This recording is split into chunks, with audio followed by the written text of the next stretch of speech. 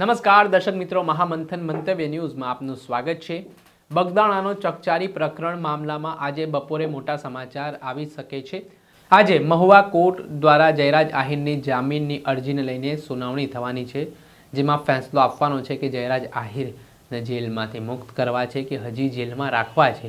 જે આ સમગ્ર ચકચારી પ્રકરણ જેમાં ભાવનગરના બગદાણા ગામના કોળી સમાજના આગેવાન નવનીત બાલદિયા પર થોડાક દિવસ પહેલાં કેટલાક શખ્સો દ્વારા ધોકા પાઇપો વડે જીવલેણ હુમલો કર્યો હતો।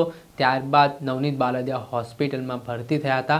આ ઘટના બાદ કોળી સમાજના લોકો છે તે હોસ્પિટલ ખાતે દોડી આવ્યા હતા। હુંકાર ભરવામાં આવ્યો હતો અને આ કેસમાં મુખ્ય આરોપી તરીકે નવનીત બાલદિયા સતત આક્ષેપો જયરાજ આહિર સામે કરી રહ્યા હતા અને તેમની ધરપકડ કરવામાં આવે તેવી માંગ પણ ઉઠી રહી હતી।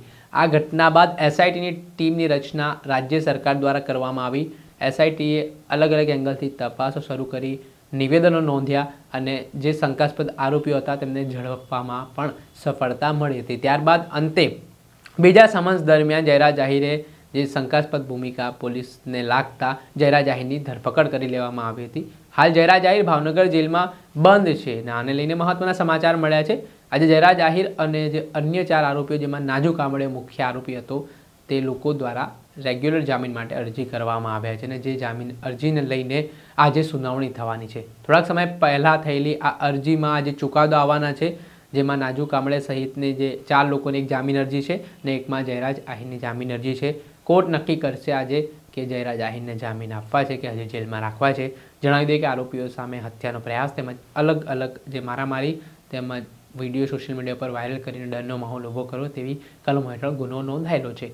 આ ઘટનામાં થોડાક સમય પહેલાં મહુવા કોર્ટ દ્વારા 8 જેટલા આરોપીઓને જામીન આપવામાં આવ્યા હતા।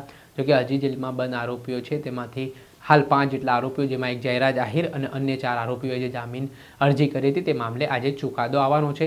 ત્યારે આજે જે બપોરે ચુકાદો આવવાનો છે તેમાં શું બહાર આવે છે, શું જાહેરાત કોર્ટ દ્વારા કરવામાં આવે છે તે જોવું રહ્યું।